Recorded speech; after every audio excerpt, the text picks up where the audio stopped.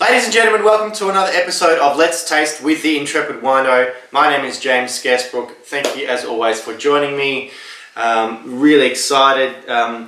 Only weeks away from a vintage. I'm going to be receiving some Vermentino to play around with. I'm really excited, and I'm going to be sharing those experiences, the journey of vintage 2017 here on my YouTube channel Intrepid Wino. So please do keep an eye on that, and make sure that you're following me on social media, Instagram, Twitter, Facebook at Intrepid Wino, because yeah, it's a fun thing to do, is to make some wine. Of course it can be hard work, particularly as I'm about to become a father, so going to be pretty busy with that as well. Nonetheless, we must endeavour through, and part of that endeavouring is also tasting wines that have been submitted by Fireworks PR on behalf of Tahbilk. I have tasted wines from Tahbilk in the Gambia before. I had Alister Purbrick, CEO and owner, as a guest on my podcast, the Vincast, last year. And maybe it was a bit more than a year ago, but I have long been a supporter of Tahbilk wines. Extremely important for Victoria, very historic, and you know, medium to large sized. They produce good amount of wine. A lot of it gets sold here in Australia, some of it gets exported, but even though we are still sort of in summer, heading towards the end of it, approaching autumn, we are looking at some red wines, and they are all recommended retail price of $25.70. They are, for the most part, two of them are 2014 vintage, one is 2015, which is the first one, the Grenache Shiraz Mouvedre. A GSM, as it's colloquially known here in Australia sometimes, is probably a very classic blend of varieties in the Southern Rhone Valley. Those are by far the three most important varieties in the Southern Rhone. And GSM is a blend you do see in a lot of warm climate regions in Victoria, in Australia I should say, particularly in the Barossa and McLaren Vale. And yeah, there's something about those three varieties together that just sort of works. So let's have a look at the 2015 from Tahbilk. Nice colour, not too dark and intense. Reasonably candied, dark red fruits. A little bit of very subtle kind of dried coconut and caramel. I would say it's from some barrel work. It smells like a classic GSM, but beyond that, I'm not really seeing a lot more. It smells fine, it smells delicious, it smells approachable, but it's not particularly interesting. Let's taste, see what it's like on the palate.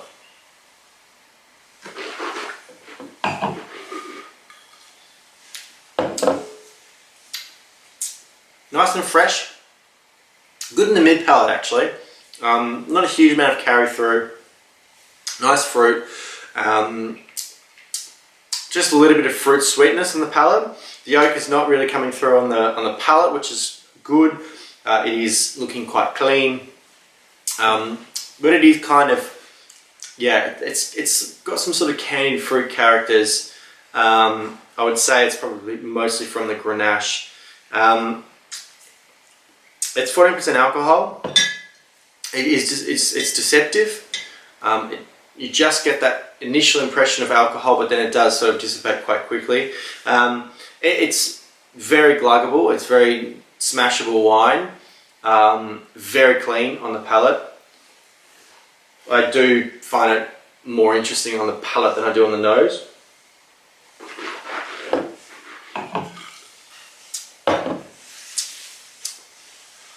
but it is quite overwhelming, the amount of fruit coming through here, without it being overripe or hot or jammy. But it does have a candy kind of character to it. Not bad, pretty good start, but look, there's a lot of GSMs out there, so maybe have a look around. Second wine, 2014 from Shiraz, also $25.70 recommended retail price.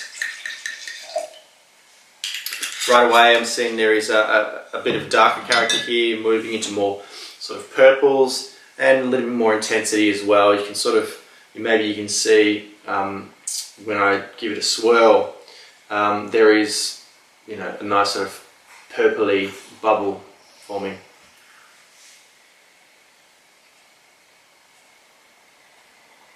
Slightly more muted, more earthy on the nose. Darker fruits here, blackberries, black currants. More dried spice notes.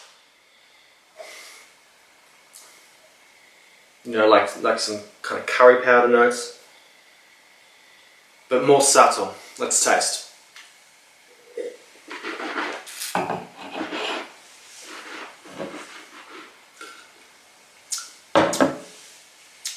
Tighter and more intense, builds slightly more on the palate. Still a good freshness, nice juicy fruits. A sort of raspberry roll up comes through quite late on the palate. Tight but also fairly mellow tannins, but nice and fresh and clean. 40% alcohol here. I think the alcohol is slightly better managed in the Shiraz. It just is balanced with the fruit a lot better. Very classic. These guys are absolute experts in Shiraz. They make arguably, you know, one of the most iconic Shiraz wines in Australia. I have actually had the really amazing pleasure and privilege of tasting back vintages of the 1860s Shiraz. And you know, these guys have an incredible pedigree when it comes to Shiraz. So that's a really solid example for around $25. Very, very safe hands. The third wine, same vintage, 2014, Cabernet Sauvignon.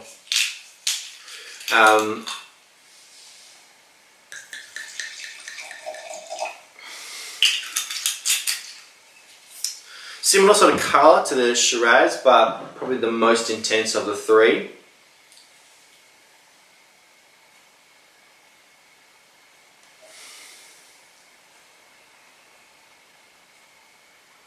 Very interesting. I mean, it has, yeah, I'm just starting to get more of the herb, kind of ripe capsicum notes coming through, but it's very, very varietal, but it doesn't look overripe, you know, too fruity. It's quite subdued and subtle, very restrained.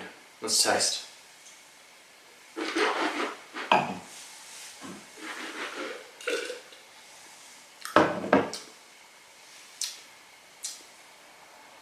It's a little bit clunky on the palate. It's got good precision, but it's all boof on the front. Lacks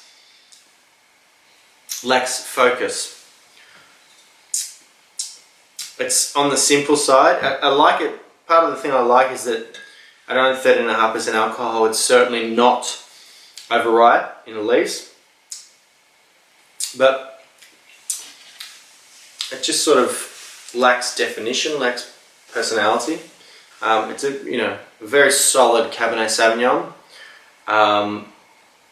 but I think, look, there are regions in Australia that have a little bit more interest in terms of Cabernet than the Gambier Lakes. The Shiraz is by far the big winner for me. The GSM is probably the least exciting one. I'm not sure if it's necessarily a vintage thing, but for 25 bucks, they're very, very safe buys. If you like a very solid red wine that's not too overripe, too heavy, too oaky, they are, not going to be disappointing for most people. Thank you guys for watching. I hope you enjoyed. Hit that like button. Make sure you share the video, and please leave a comment for me below. Ask a question, share an impression of these wines if you have had them. Thank you very much to Tahbilk and to Fireworks PR for submitting samples. More than happy to look at wines. Please do get in touch with me if you'd like to submit samples. Make sure you subscribe to the Intrepid Wino YouTube channel here, so you can see this and many more videos, and come visit me at intrepidwino.com. Get in touch via the website, and check out the Vincast episode with Alister Purbrick. I think it's in the 60s something. But until next time guys, cheers.